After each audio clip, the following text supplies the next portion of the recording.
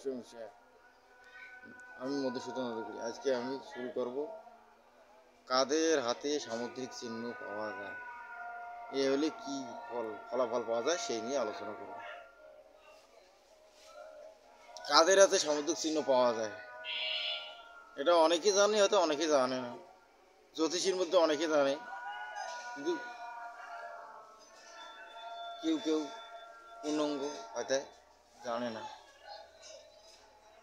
কিন্তু কাদের হাতে সামুদ্রিক চিহ্ন হয়, যাদের গ্রহ দশা ভালো হয়, জন্মকুণ্ডলিতে যদি গ্রহগুলো শুভ অবস্থানে থাকে, পুণ্যজন্মের কোনো যদি স্বীকৃতি থাকে, বা সেই গোবিন্দের বা নিয়তির বা বিধাতার যদি কোনো জাতকের জন্মকুণ্ডলিতে গ্রহ দশা ভালো থাকে, তবেই তাদের সামুদ্রিক চিহ্ন পাওয়া যায়।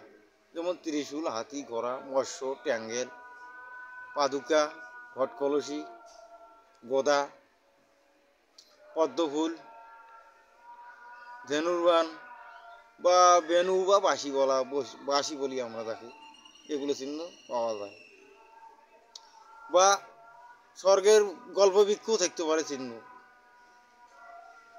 এগুলো চিহ্ন থাকতে পারে। এগুলো চিহ্ন থাকলে কি হতে পারে? ত্রিশূল চিহ্ন থাকলে জাতক উচ্চ সাধন সাধনা করতে পারে, অর্থাৎ সে সাধন প্রচুর গতিতে এগিয়ে যায়। এর এতে শাস্ত্রে, জ্যোতিষশাস্ত্রে বলা আছে বা সমাজশাস্ত্রে বলা আছে, প্রচুর গতিতে সে ত্রিশূল চিহ্ন থাকলে প্রচুর গতিতে সে আধ্যাত্মিক পথে যায় এবং সিদ্ধি লাভও করে হয়তো। সেই জন্য আর কি কয়, ত্রিশূল চিহ্নকে আমরা তিন ভাগে ভাগ করি: আদি, ভবিষ্যৎ, অতি ভৌতিক, বর্তমান। আদি আদি ভৌতিক, অতীত ভৌতিক বা বর্তমান ভৌতিক।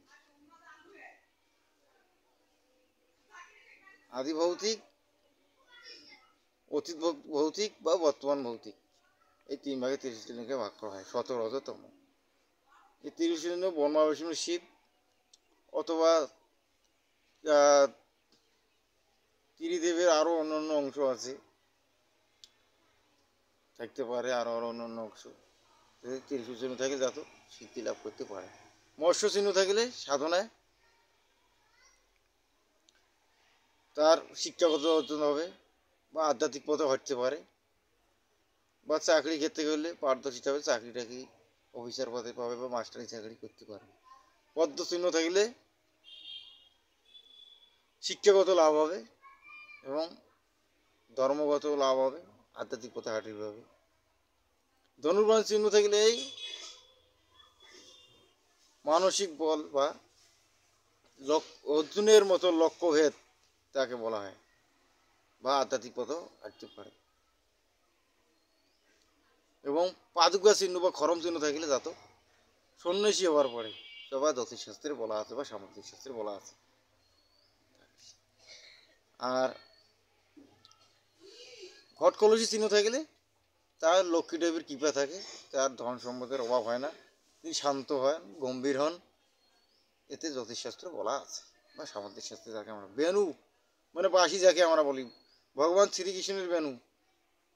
তিনি যেমন সমস্ত জীবকুলকে নাচিয়ে বেড়াচ্ছেন বা তার অধীনে বাঁশির সুরে আকৃষ্ট হন। এই বাঁশি থাকিলে মানুষের জন্মকুণ্ডলিতে বা হাতের জন্মকুণ্ডলি থাকিলে তিনি আধ্যাত্মিক পথে হাঁটতে পারেন বলে জ্যোতিষশাস্ত্রে বলা আছে। এবং সামুদ্রিক শাস্ত্র অনুসারে ঘোড়া চিহ্ন থাকলে তিনি কোটি কোটি টাকার মালিক হবেন বলে জ্যোতিষশাস্ত্র বলা আছে। সামান্য কিছু ধর্মকর্ম করবেন। হাতি চিহ্ন থাকলে তিনি ব্যবসায় সাফল্যতা হবেন বা কোটি কোটি টাকার মালিক হতে পারেন। এই আর তবে আমার ভিডিওটি ভালো লাগলে সাবস্ক্রাইব করবেন, না লাগলে করবেন না। নমস্কার বন্ধুরা।